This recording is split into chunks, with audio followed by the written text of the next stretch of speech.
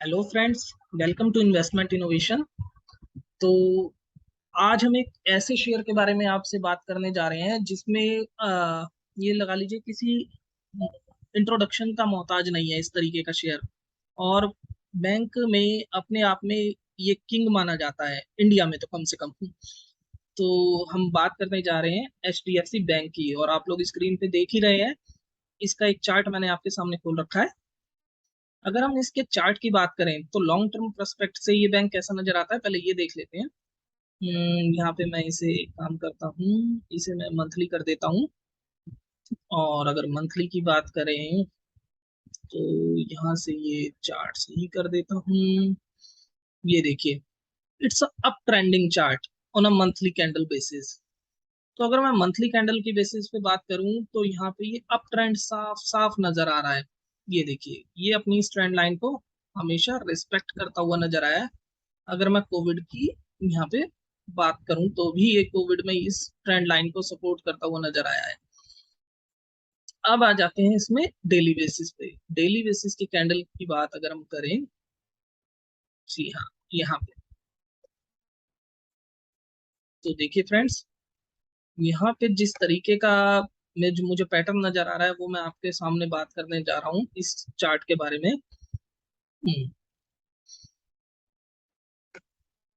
ये शेयर अपने आप में देखिए 20% CAGR कहा जाता है, मतलब एक साल में 20% रिटर्न अपने इन्वेस्टर्स को दे ही जाता है। तो इसमें किस तरीके की अपॉर्चुनिटी बन रही है, क्या ट्रेड अपॉर्चुनिटी बन रही है आने वाले टाइम में, ये आप लोग मेरे साथ देखिएगा। बट डिस्क्लेमर ये देना चाहता हूँ, मेरी तरफ से ये कोई सेल और परचेज राय नहीं है। आप अपने इन्वेस्टमेंट एडवाइजर से सलाह करके ही किसी भी शेयर में परचेज और सेल करें। मेरी तरफ से सिर्फ सीखना है और एजुकेशन लेनी है, दैट्स इट। तो देखिए, अगर मैं इस चार्ट की बात करूं तो यहाँ पे ये देखिए, इसने ये ऑल टाइम हाई मारा है इस शेयर ने। और ये जो हमारा लेवल बन रहा है, ये पिछली बार भी इसने यहाँ पे टच करा था हाई। तो देखिए, यहाँ पे ये दो बार इस शेयर ने हाई टच करा और उसे छू के ये नीचे आया। बट अगर इसके मेजर सपोर्ट और रेजिस्टेंस की बात करें तो हमारा मेजर सपोर्ट और रेजिस्टेंस बनता है ये पॉइंट। और नीचे से जो सपोर्ट बनता है मेजर, वो बनता है ये पॉइंट। देखिए, मैं इसकी बात क्यों कर रहा हूँ, यहाँ पे देखिए, इस शेयर ने यहाँ पे रेजिस्टेंस ली, दूसरी बार रेजिस्टेंस ली, और यहाँ पे कॉन्टिन्यूअस ये रेजिस्टेंस लेता गया। फिर यहाँ पे इसे तोड़ के इसने सपोर्ट ली, यहाँ पे ये इसी के इर्द गिर्द घूमता रहा। यहाँ पे ये देखिए कॉन्टिन्यूअस रेजिस्टेंस लेता रहा, यहाँ पे देखिए। और ये उस दिन की मूवमेंट है जब मर्जर की खबर आई थी, तो ये शेयर और इसके साथ साथ इसका भाई HDFC लिमिटेड, वो भी एकदम सेम मूवमेंट में आया था। बट अगर इसकी बात करें, जब तक ये शेयर इसके नीचे घूमता रहा, देखिए ये यहाँ पे, और यहाँ पे अब ये फिर वही रेजिस्टेंस ले रहा है, ये देखिए। तो ये मल्टीपल एक तरीके का, ये जो हमारी यहाँ ये जोन बन रहा है, ये multiple resistance and support zone है। और अगर हम इसकी बात करें तो अगर आप देखें तो मैं इसको एक बार बताता हूँ।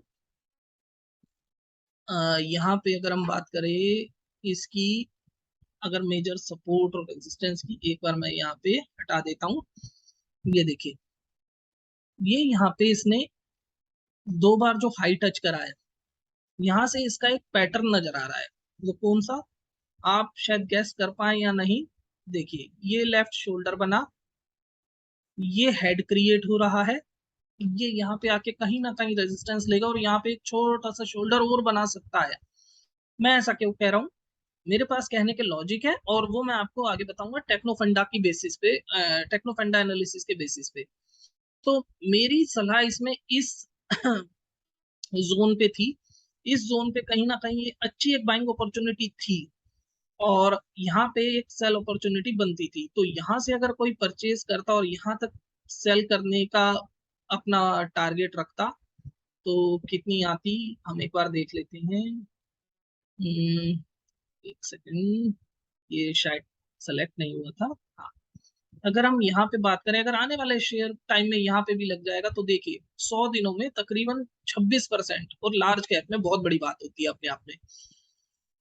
और इसके बाद भी इसका टारगेट रुकता नहीं है, इसका टारगेट आप देखेंगे तो बहुत ऊंचा जाएगा। अगर किस तरीके से मैं बात कर रहा हूँ, यहाँ ये हेड क्रिएट हुआ, यहाँ इसके लो से हमने मार्क किया और इसे ऊपर प्लॉट कर देते हैं तो ये तकरीबन यहाँ पे जाएगा, यस, 2350 का लेवल जो इसका आने वाले टाइम में बन रहा है।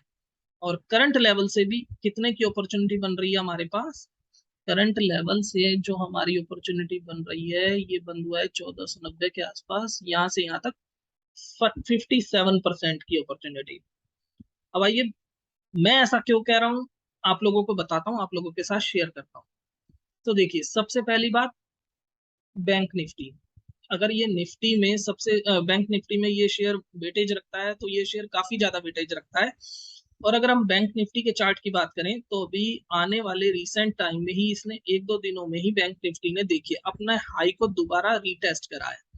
यहाँ पे ये इसने दोबारा रेजिस्टेंस दिखाई है बैंक निफ्टी ने, जबकि एचडीएफसी बैंक अभी अपने ऑल टाइम हाई से कितनी दूर है, ये ऑल टाइम हाई से, मैं इसे ड्राइंग को एक बार साफ कर देता हूँ जिससे आपको क्लैरिटी आ जाएगी जी। ये यहाँ से अभी 692 से अगर मैं इसे ट्रैक करूं, यस, 15% अभी दूर है। तो क्या इसमें कुछ गलत हो गया जो ये शेयर नहीं भाग रहा और बैंक निफ्टी लगातार बढ़े जा रहा है? तो ये आप देखिए, यहाँ पे बैंक निफ्टी ने अपना ऑल टाइम हाई टच करा है, लेकिन एचडीएफसी बैंक अभी भी पीछे है, जबकि एसबीआई, एक्सिस बैंक और इस तरीके के और शेयर्स जो अपने ऑल टाइम हाई पे को टच कर चुके हैं बैंक निफ्टी की मूवमेंट के साथ, तो ये अभी लैगार्ड दिख रहा है। बट क्या बैंक निफ्टी में का पार्ट होने के साथ साथ क्या ये पीछे रह पाएगा? इसके लिए आइए हम देखते हैं, इसके फंडामेंटल एनालिसिस कर लेते हैं। तो अगर हम बात करें इसके मार्केट कैपिटलाइजेशन की, तो 8 करोड़ 30 लाख, 8 करोड़ 31 लाख करोड़ की ये कंपनी है, जो कि एक बहुत बड़ी कंपनी, जाइंट कंपनी है। और इसमें इसके साथ साथ मर्जर होने के साथ, एचडीएफसी लिमिटेड में मर्जर होने के साथ ये तकरीबन 15-16 लाख करोड़ की कंपनी बन जाएगी, जो अपने आप में सेकंड लार्जेस्ट होगी आफ्टर रिलायंस। और यहाँ पे अगर हम बात करें, इसने ऑल टाइम हाई मारा 1725 का, और अभी इसकी करंट प्राइस चल रही है 1493 की। तो यहाँ से यहाँ तक सीधा सीधा हमें डिफरेंस दिख ही रहा है कि 15% का गैप तो है ही है। और अगर बात करें इसके जो अदर फंडामेंटल्स हैं, तो देखिए इस कंपनी के क्या रेवेन्यू में कोई फर्क आया है क्या, सेल्स में, या फिर कोई अदर फंडामेंटल्स इसके वीक हुए हैं, तो वो एक बार देख लेते हैं।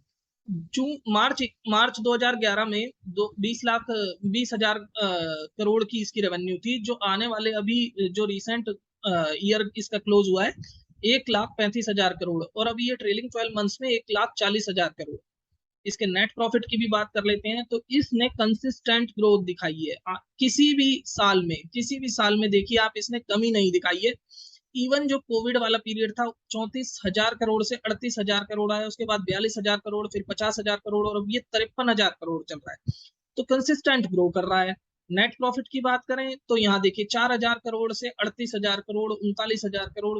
अगर हम बीइंग अ शेयर होल्डर बात करें प्रॉफिटेबिलिटी की, तो इसने कहीं भी लगाड़ नहीं दिखाया, ये लगातार बढ़ता ही रहा है।